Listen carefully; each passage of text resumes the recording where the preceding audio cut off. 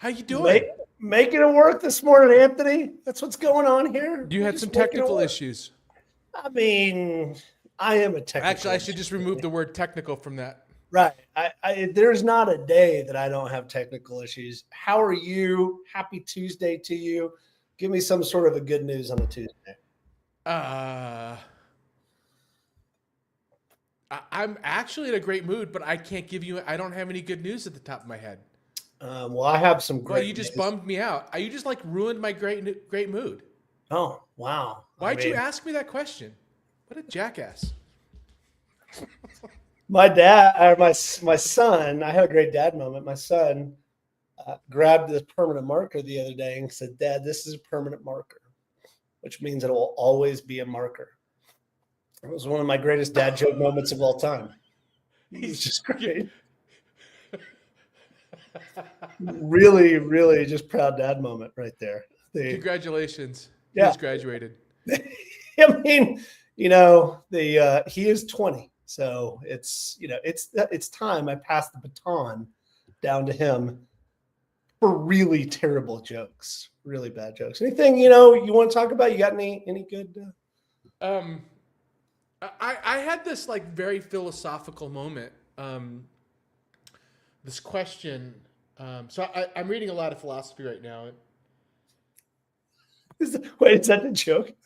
No, I'm being genuine. Like, okay. I thought if I speak in the forest and my wife is not there to hear me, am I still wrong? Yes. The answer is yes. All right. That's what I thought. That's where I was going with that. Yeah. Anthony, what if your culture could outcompete your biggest rivals? Did you know that companies with strong cultures outperform their peers by 202% in revenue, yet 73% of startups report culture degradation within 18 months of reaching 100 employees?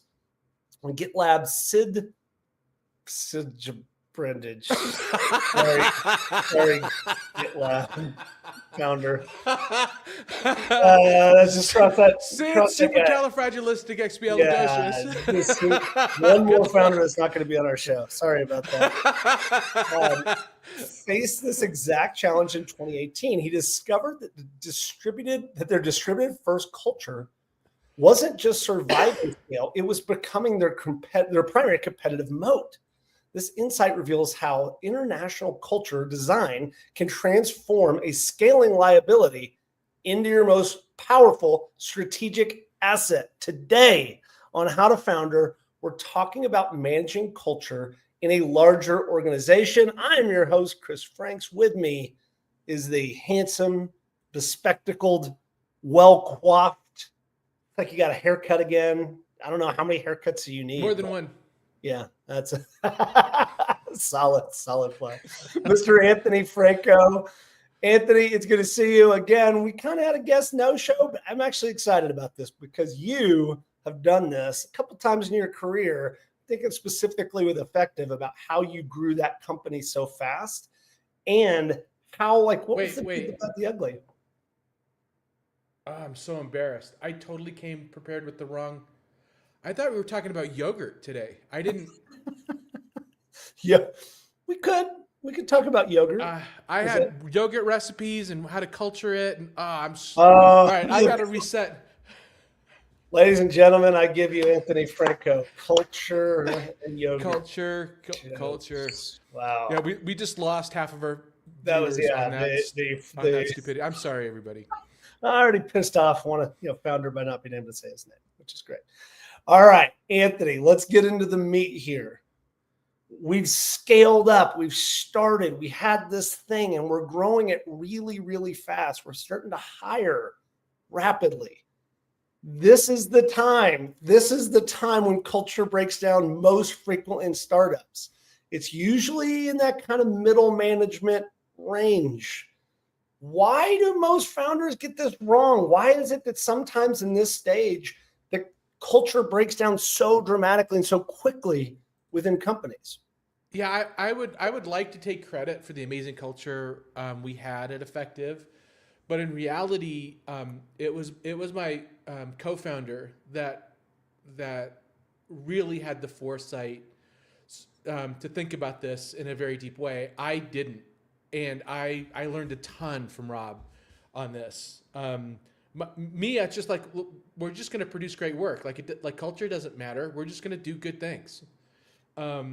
And boy, am I glad I was not like I had a partner that cared about this deeply, because we would not have grown, we would not have become as big as we had without it.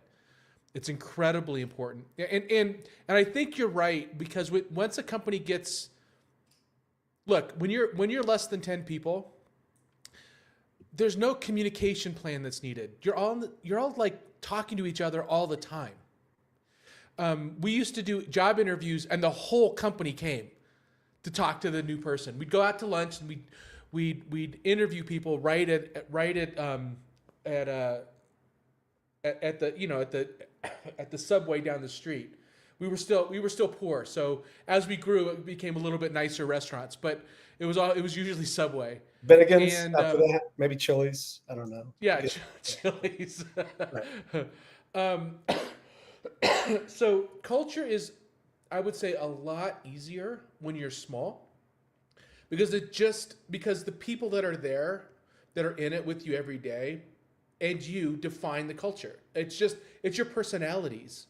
It doesn't need to be overthought.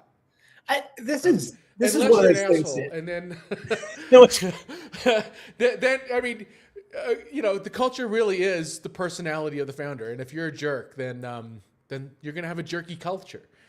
I want to ask, this is one of those things that we take for granted, but let's just take a step back and talk about why culture matters. And I know it's one of those things. It's like saying, why is a nice day a nice day?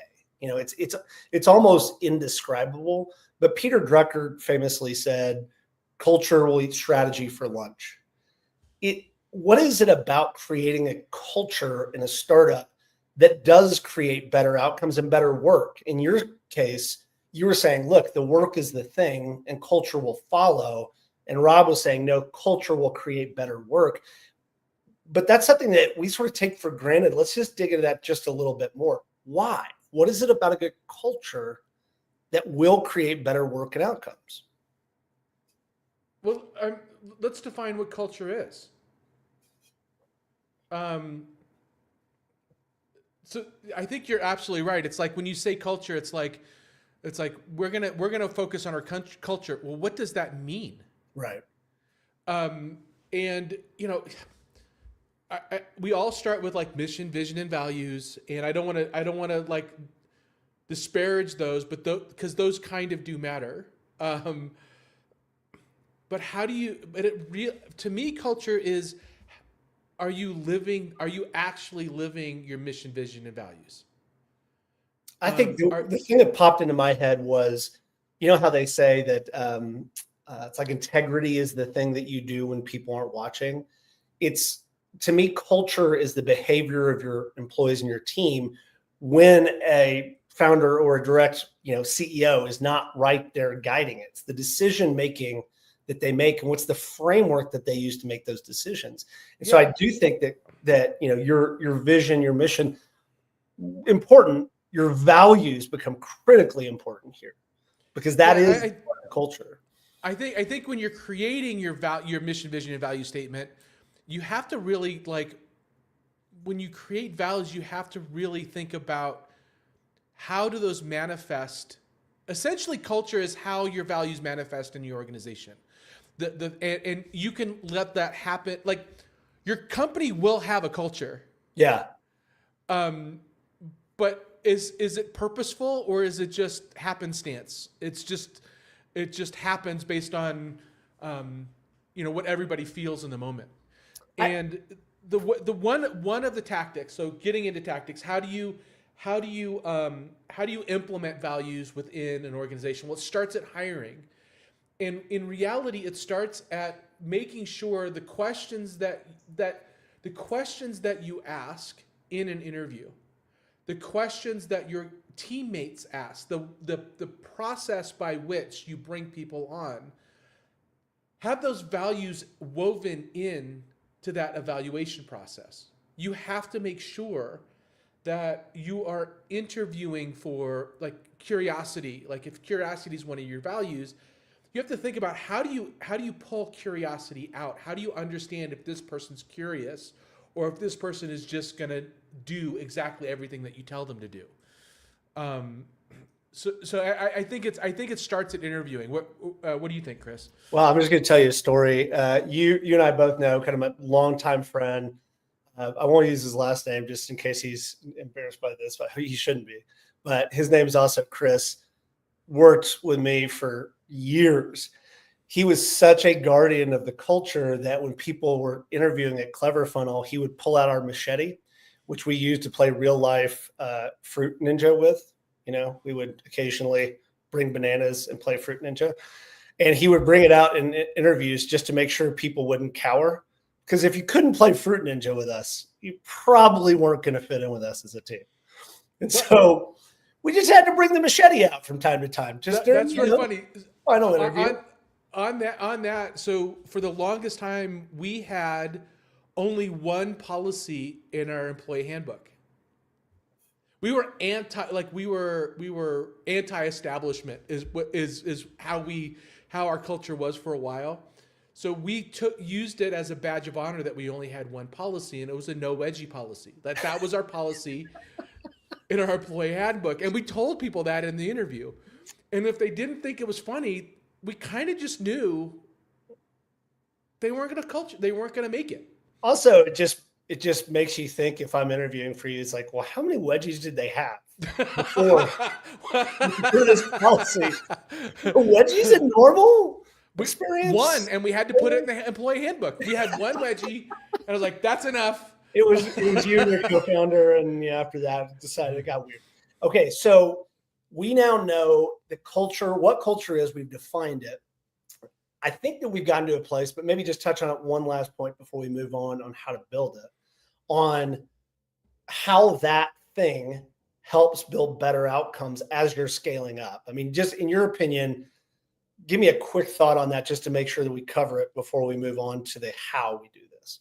Like, how does that happen? How does that, so it's the decisions you make, et cetera, but really this is that moment for founders where they can't be involved in every decision. And I think that's the thing that's really difficult. Well, I'm gonna go back to the first thing that I said. But first of all, you have to believe your values actually are implementable. They can't be one value. If you have integrity as a value, you're lost. Like, stop, you're done. Of course, it's like having. We're only going to hire oxygen. Yeah, we breathe oxygen here.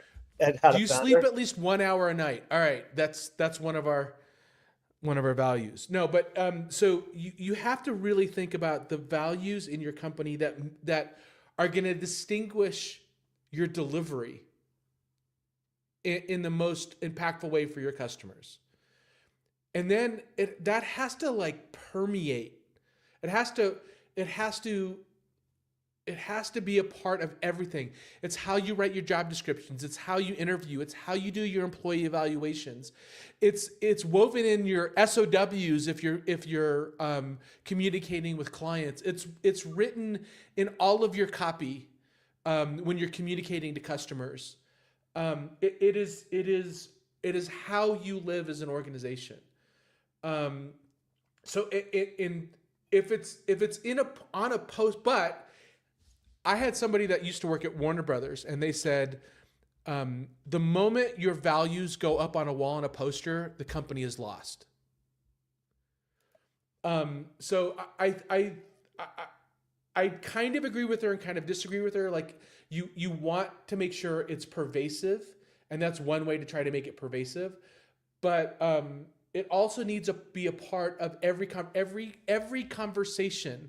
Those values should be woven in, and that's how you kind of develop that systemized metronome of reminding everybody why we're here, what we're doing, what we value as an organization, what we value in one another. So it's just got to be like It's almost got to be like breathing. You're almost like a politician reiterating your platform over and over and over again. Which is difficult for people like you and I that don't like doing the same thing again and again and again. We want to do things differently. We want to change it up, experiment. Yeah. All right, I want to ask a little bit of the counter question. So I want you to talk about when we get this wrong as founders. You and I have seen it. I've been in organizations where the culture is terrible. It's toxic. If you can kind of just for a moment, think about those bad cultures that you've seen, particularly in scaling startups. And what do you think caused the bad culture before we get to it's almost easier to define the negative here than it is to say how to build the positive. So start by talking about the bad cultures that you've seen. And I've got a couple of examples too. Yeah. So I actually had a bad culture in one of the companies that I ran for a short while.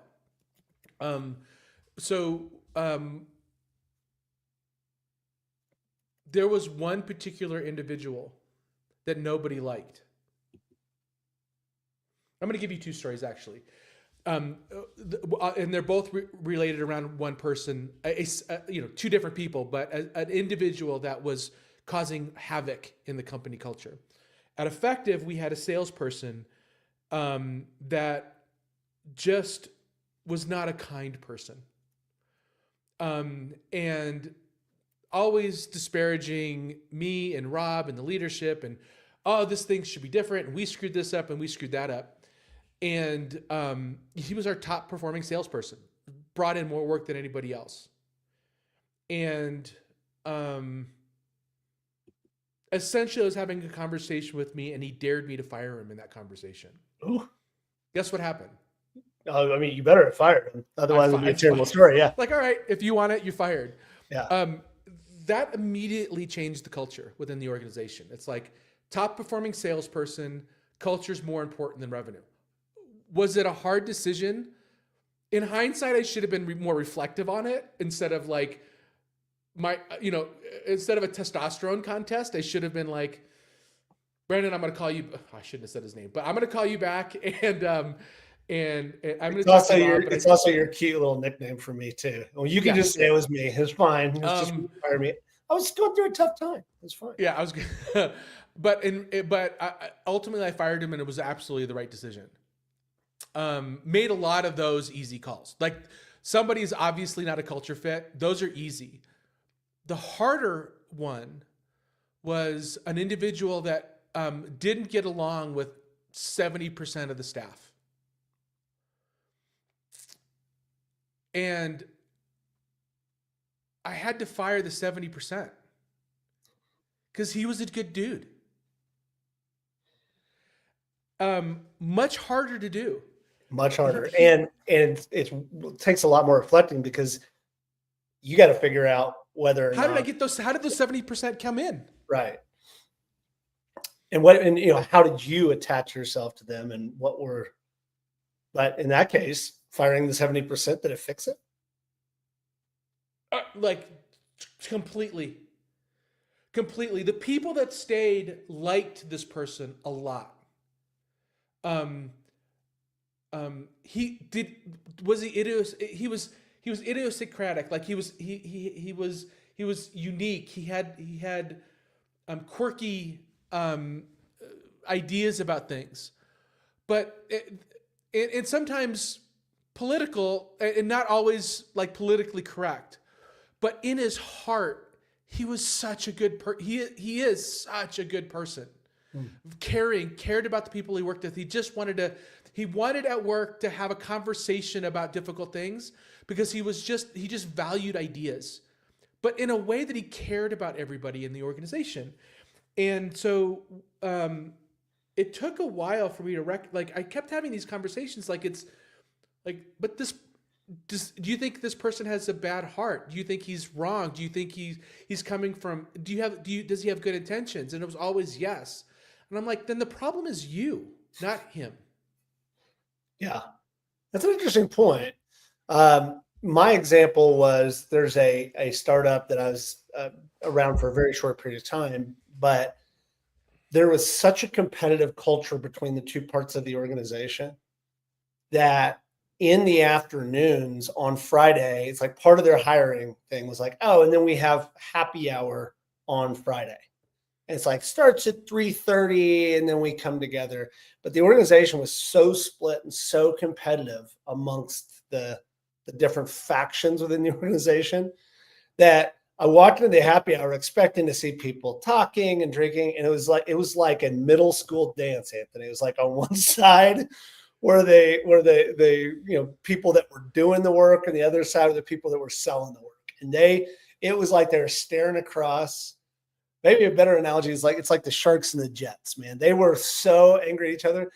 And I called it mandatory fun time because they sat there and it was like they were looking at their watch the entire time. It's like, oh, it starts at 3:30 or 3:45. And like by 4:30, the place was empty.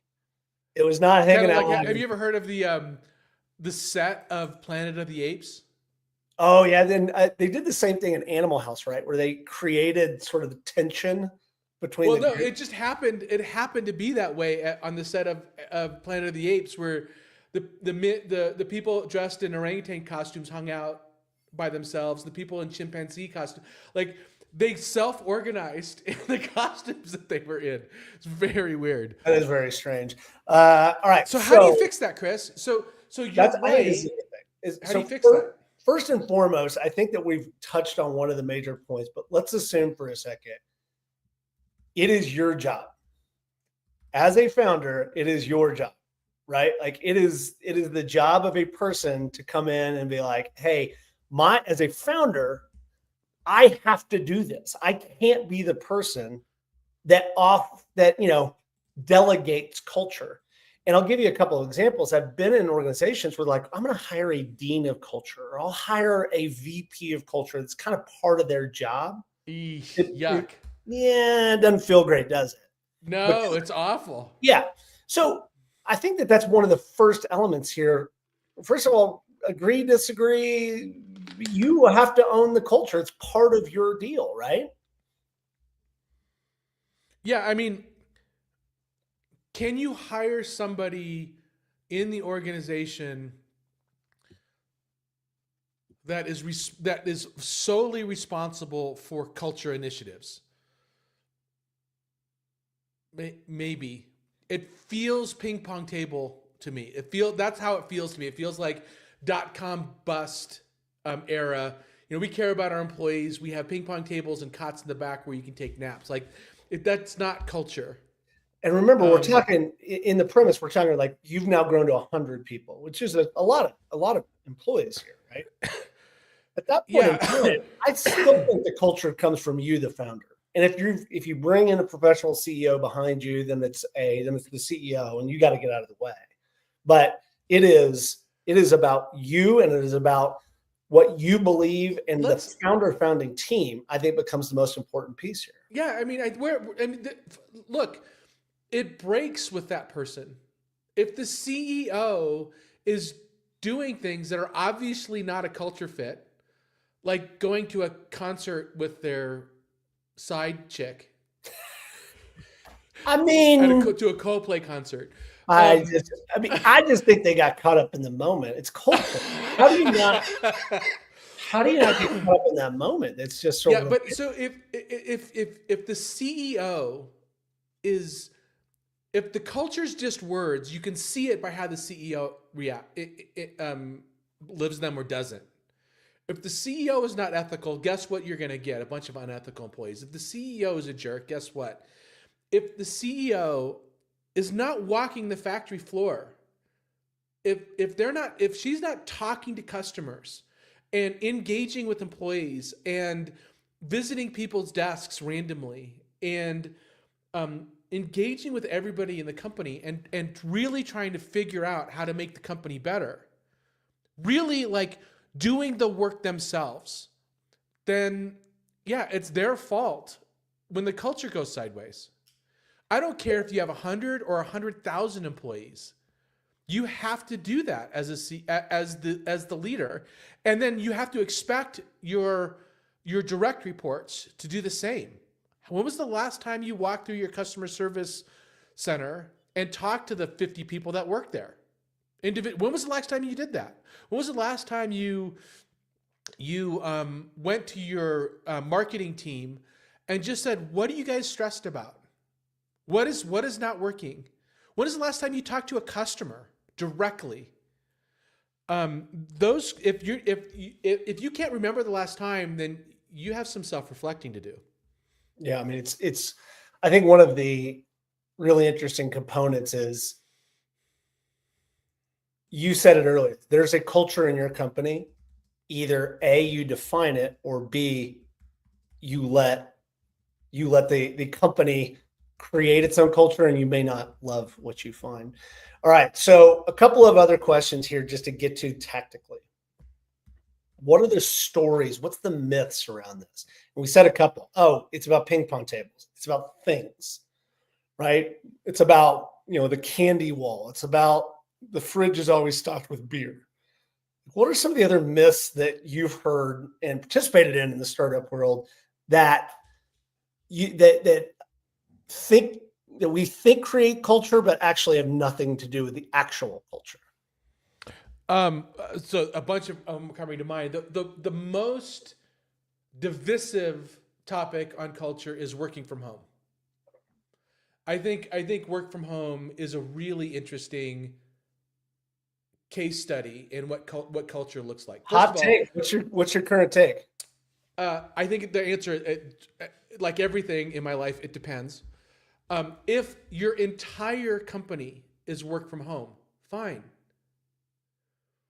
Totally fine. If your entire company's work from home and that has a unique culture in and of itself. It requires different ways of communicating. And beyond Slack, right? You have to take communication much more seriously, and you still have to do things in person every once in a while. You have to.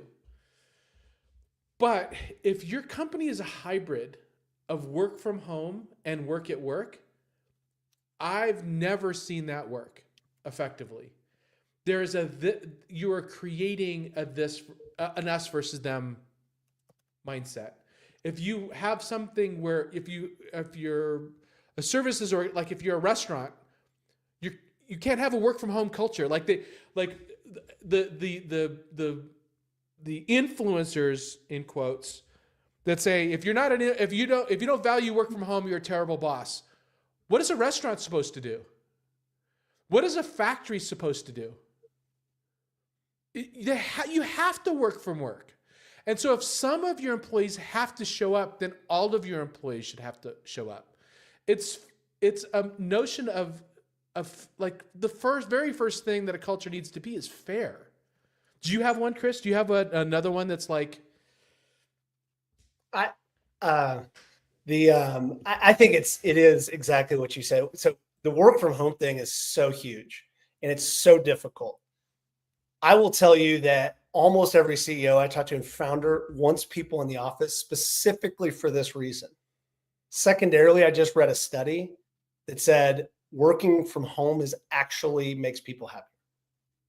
And so working from home makes them happier? Happier. They're happier employees. They're more satisfied employees when they work from home, which is a dichotomy, and that's hard. Like, I don't know what. Are they more productive?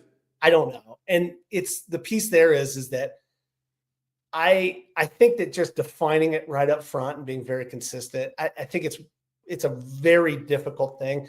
Yeah, there's a book, I can't remember. I think it's called Remote, which is about how to manage culture effectively in 100% remote teams. I think to your point, it can be done, but they use that money that they're saving on real estate to fly people in quarterly from all over the world to be together in one place. And so I think that's critically important. I think the other myth, again, and just to get it on the record, is that things matter. Ping pong tables don't matter. Playing ping pongs with your employees does. Having a old school or a video game system doesn't matter. People like doing a tournament where everybody gets together and chats. That does. And so it's not about the things, it's about the activities. And so, again, famously, I've been to startups where they have the greatest, coolest office and they have the ping pong table and they've got the flat screen TV. And they're like, yeah, we put on the World Cup once when it was on TV. Of course, nobody really cared. And then you walk around, it's just a terrible culture. And so it's not about the things in the office. It's about how you do it. I also hear, I hear this a lot, autonomy. People want autonomy in their culture. And I wonder what your thought is on just that word and what does that mean for people? So I'm going to get all academic-y on you if it's okay. Largest study of high-performing teams ever was a project called Project Aristotle. Of course, it was done by Google because they're the only people with the scale to be able to do this and actually care about it. So they found, I think it was 8 or 9 elements that are the most, they're common with the most high-performing teams. Autonomy, control, all those pieces, your ability to show up and have some sense of control about how you do your work absolutely is critical. But there's one that matters the most. And this is right to the point of culture, Anthony, and it's a big one. And it's a concept called psychological safety. Psychological safety turns out to be the number one determinant of high-performing teams. And I think it's funny because we've been talking around this in the sense of culture. But isn't culture just truly about trying to create that sense of psychological safety that allow you to show up however you are on this given day? Define psychological safety. Psychological safety is the ability for you to be able to it's not about just agreement and being friends. It's feeling safe to disagree. It's feeling safe that you can take other opinions. It's feeling safe to be able to create that conflict whereby positive things happen. And I'll give you the example because it's just a remarkable story. So the person who originally did the research, I think it's Carol Dweck. I'll look it up. I don't want to misquote her, but so who originally did the research in hospitals. And she found that the high performing teams actually had more instances of self-reported errors than the low-performing teams. Think about that for a second. High-performing teams are saying they screwed up more than the low-performing teams. It's because the low-performing teams were lying in hospital settings. They didn't feel safe to say, let's screw it up and let's get better. Isn't it? I mean, that is a instance where the culture of that team was so toxic that people were afraid to actually say that they messed up and how they can get better over time. That's psychological safety. It's how do you create that? I know it's a big concept. I think you're 100% right. I think you're 100%. Yeah. So autonomy is an interesting one because if you're making Big Macs, you don't want people to decide how to make a Big Mac. Autonomy doesn't work in an environment where it has to be, or highly regulated environments. Like if you're a CPA, you don't want your if you run a CPA firm, you don't want your CPAs to have autonomy to do whatever the hell they want, right? You have to have structure. You have to have that. And by the way, people like structure. I like structure. I like having a checklist. So autonomy is one of those things that I struggle with. I think you're absolutely right. I think the psychological safety, the ability to exchange ideas in a way where it's safe to do so. I can't think of anything more important than that. And the one value that I've seen that determines that the most is when you value positivity. When you're valuing positivity in the company, not looking for yes people, but looking for people that see the glasses half full, not half empty. Looking for people that are not constantly negative. that can criticize in a way that reinforces the value of the person they're criticizing. I think that is the most critical thing, the most critical indicator of whether or not you're going to develop an environment of psychological safety. So I'm going to go academic-y at you from the other direction, which is okay. Classic book called 5 Dysfunctions of Team. By the way, it's Amy Edmonds, not Carol Dweck, Amy Edmonds, terrific researcher.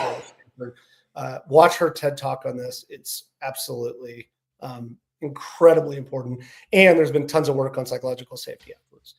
But 5 Dysfunctions of Team, great book, kind of a business myth type book. They tell the story of how teams can perform. But lack of conflict becomes one of the major reasons why teams fail. And it's also, I would argue, lack of conflict is a reason why cultures fail, Anthony. If we're all the same people and we don't have different opinions and we can't disagree about things, you're going to get this myopic culture that I think, like, to me as a founder, I think that that's the death spiral, right? Like, I think that's when a company is going to fail, is when you don't get disagreement. You don't have some level of conflict there. I mean, I know it's a little hyperbolic, but do you agree with that? 100%. Yeah. So there's a big difference between consensus and collaboration. I wrote a whole white paper on this, actually. Consensus is how dysfunctional teams operate. Collaboration is how high-performing teams operate. They can work through their differences, and that requires differences. The other thing I wrote in that white paper is success and comfort are not compatible. So that conflict is uncomfortable, but if you can work through that in a positive way, really great things come out of. There's really great outcomes out of that. It's also, and this is building a strong culture also requires diversity of thought. And so if you have a group of people together that all look the same, they all went to the same high school, which is our natural piece as a founder, is to surround ourselves with people that look like us, that have the same background, because it just makes us feel more comfortable. It is harder to go out and find people that are going to absolutely challenge your thinking every step of the way. It's a more difficult for structural reasons. You're the person in power, you can hire and fire, but also it's more difficult to find those people and bring them into your organization. But creating that sense of diverse thought becomes so critically important. It's what builds, I think, strong cultures. I don't know, agree or disagree with that? I actually sold all my Apple shares because their head of diversity, an African-American woman, said that exact thing. She said, the most important piece for diversity in Apple is diversity of thought. If I walk into a room of blonde-haired, blue-eyed men, I don't care as long as there's diverse opinions. She was fired for that. And it doesn't feel great. All right. Well, also, my Apple shares are doing great. So fair enough. You probably should have kept a hold of those shares. All right. So we've kind of gotten around this piece, but let's try to get this to a point here, which is we've talked about what culture is. We've talked about what bad culture is. And then we've gotten a little bit of the academic-y stuff around, okay, we know we need to have conflict, but culture, a great culture, embodies a sense of psychological safety. How do we create that, Anthony? What are some of the really very tactical approaches that you've done or seen to help create that sense of culture as a company is growing? Leaders go first. I messed this up. I think Simon Sinek says leaders eat last, is I think his quote. What do you mean? Leaders eat last, but they go first. So leaders go first. And what I mean by that is when you make a mistake, say you made a mistake. When somebody else makes a mistake, go, yeah, you messed that up. How do we fix it? when you're unsure, leaders say, we're gonna experiment here. We're gonna go down a certain road. I'm not sure if this is the right decision. Here's how we're gonna take some steps backwards if this is the wrong one.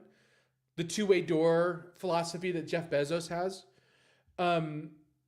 But you communicate your values, but by how you do your job as the leader, how you approach it with humility and with grace and with how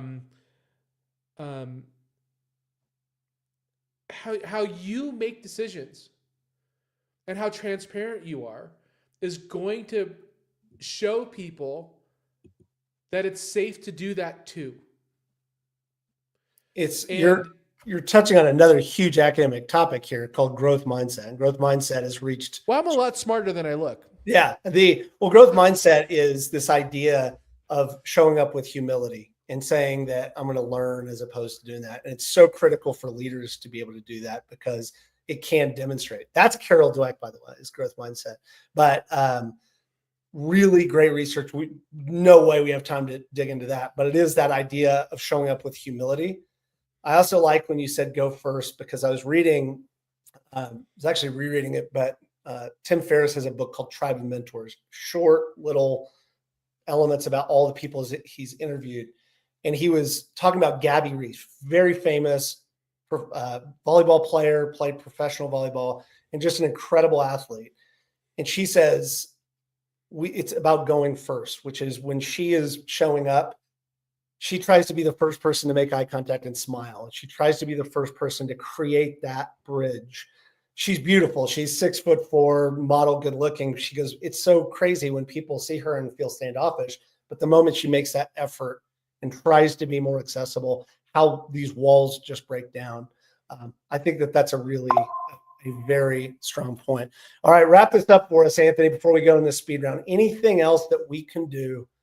I know it's funny because we started by talking about very tactical things, but we've gotten more philosophical. Really showing up and modeling the behaviors, I think what we've gotten to, Anthony, you have to be the person that models the culture that you want to see in your organization. And I also think what you just said is admit it when you miss. Admit it when you don't live up to that. And you don't necessarily always have that same sense. Is that a fair assessment? Yeah. Would you rather work for somebody that, leaders should put themselves in the position of their employees. Who do you want to work for? Do you want to work for somebody that is right all the time? Or do you want to work for somebody that is a human being, that is really smart and really cares about their employees, but also can say, I wish I would have made a different decision 6 months ago, or I made that mistake, or I missed that. Like, that's who I want to work for. Isn't that who you want to work for? 100%. Yeah. Yeah. Absolutely. I feel like this is one of those things we could go on, just you and I could go on talking about for an hour or so. It's such a critically important component. And I think it's probably one of those things we should come back to and maybe build out some sub episodes on, because it really becomes, I think, one of those pivot points about whether your company, once you found product market fit, how you scale really, I think, is about your culture. I don't think it's about organizational design. I don't think it's about what departments you build. I think that the primary component there is culture. Is that how you think? The primary component? I think it's a critical component. Yeah. Okay. All right. Let's go into the speed round, Anthony.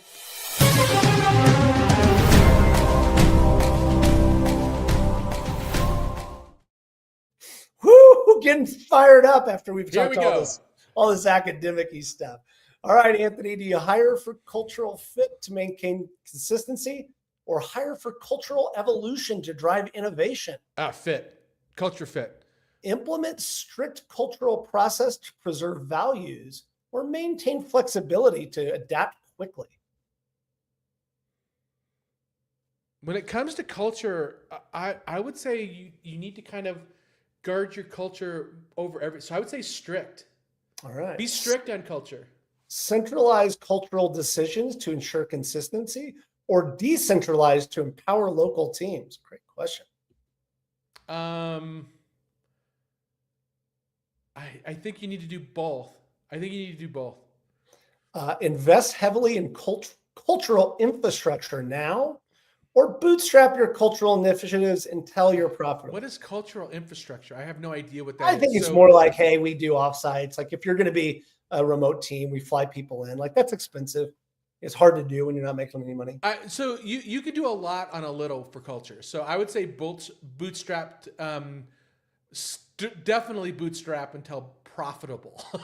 Yeah, definitely. This is a layup question for you, but make culture a primary hiring criteria, or prioritize skills and train culture later. You can have both. You can have culture and skills. I like it. Anthony, great conversation. What did you learn? What did you take away? Give me your founder fundamentals. Yeah, so this is pretty easy. Start with your values. Reinforce your values. Reinforce your values. Reinforce your values. You need to live the values yourself. And psychological safety is the #1 determinant in high-performing teams. Find a way to encourage conflict with positivity. I like it. Deep dive resources, The Culture Code by Daniel Coyle. Actually, really good book. Scaling Up by Vern Harnish. Have not read that one. Any of the work by Amy Edmonds, just go see her TED Talk. There's been tons of other stuff on psychological safety since then. There's a really good Harvard Business Review article on that one as well. I haven't done this one. We'll have a business review. Also, Amy Edmonds, and then Growth Mindset, Carol Dweck. Anything on Carol Dweck that she did on Growth Mindset. Highly recommend those things. What do we have coming up? Why do you do this with Harvard? Why do you do that with Harvard Business Review? Have a business review. It's just like, I'm like pinky up. I'm drinking my tea. It's like really bougie, have a business review. I don't know. Okay. It was something, I don't know. I just find it. I was doing a growth mindset there, Anthony. You just kind of killed my psychological safety. I'm just saying, what if the guy that invented the umbrella really was just going to call it umbrella and hesitated at first? Umbrella? Anthony, get us out of here. What do you have coming up? Thank you, everybody, for listening. We're sorry we didn't get our guest on the show today, but she came in late. We're going to get her rescheduled. We're going to get her rescheduled. Yep. Please be sure to visit us at howtofounder.com, where you can connect with us on LinkedIn and subscribe to our YouTube, Apple, and Spotify channels. Chris, you and I both totally agree that the people that listen to this show are the smartest entrepreneurs on the face of the planet. Absolutely. And good looking. They are the pioneers of economic prosperity. And me, Chris, Stephanie, all of our guests are just really grateful to be here along the way with you. Thank you so much, guys. Bye.